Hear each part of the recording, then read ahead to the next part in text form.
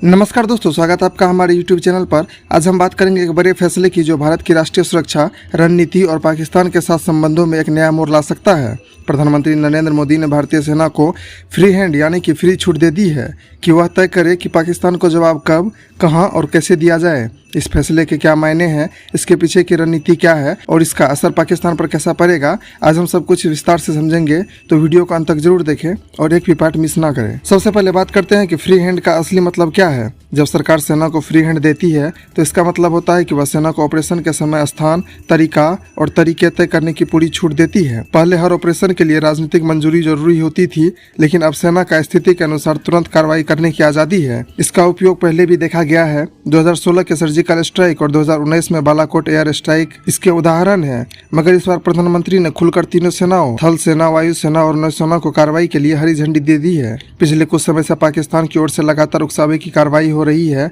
Cease fire उल्लंघन, drone के जरिए हथियार की सप्लाई और सीमा पार से आतंकवादियों की घुसपैठ। भारत लंबे समय से संयम बरत रहा था, लेकिन अब सीमा पार हो रही हरकतें इस स्तर तक पहुंच चुकी है कि सरकार को सख्त फैसला लेना पड़ा। प्रधानमंत्री मोदी ने एक हाई लेवल मीटिंग की जिसमें रक्षा मंत्री NSA अजीत डोभाल, सेना प्रमुख, एयर चीफ और नेवी चीफ मौजूद थे। इसी बैठक में यह ऐतिहासिक फैसला लिया गया कि अब सेना तय करेगी कि कार्रवाई कब करनी है। भारत के इस फैसले के बाद पाकिस्तान में खलबली मच गई है। पाकिस्तान सरकार ने दावा किया है कि उन्हें खुफिया जानकारी मिली है कि भारत आने वाले 24 से 36 घंटे के अंदर सैन्य कार्रवाई कर सकता है। इस डर से पाकिस्तान ने पहले ही अपने हवाई क्षेत्र को भारतीय विमानों के लिए बंद कर दिया है और सीमाओं पर चौकसी बढ़ा दी गई है। पाकिस्तान की विदेश मंत्री और ISPR ने प्रेस कॉन्फ्रेंस कर भारत को चेतावनी देने की कोशिश की है, लेकिन भारतीय पक्ष पूरी तरह से स्पष्ट है। अब आतंकवाद के लिए कोई सहानुभूति नहीं और हर हमला अब जवाब के बिना नहीं जाएगा। अमेरिका, फ्रांस, रूस और ब्रिटेन जैसे देशों ने दोनों पक्षों से संयम बरतने की अपील की है, लेकिन उन्होंने आतंकवाद के खिलाफ भारत की नीति का समर्थन भी किया है।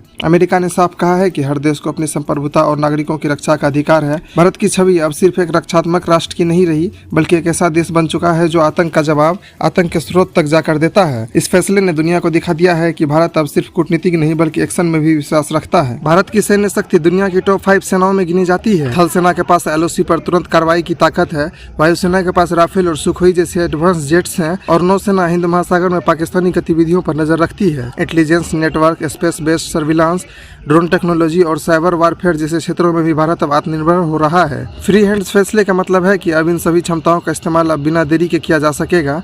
भारत का यह कदम सिर्फ सैन्य नहीं बल्कि एक कूटनीतिक संदेश भी है। पाकिस्तान को यह साफ बता दिया गया है कि अब पॉलिजिबल डिनाइबिलिटी यानी हमले से इनकार करना स्वीकार नहीं है। अगर सीमा पार से गोली चली तो भारत जवाब देगा, सीधे और कड़े रूप में। साथ ही भारत ने अंतर्राष्ट्रीय समुदाय को भी दिखा दिया है कि वह अपनी सुरक्षा के लिए किसी से परमिशन नहीं लेगा।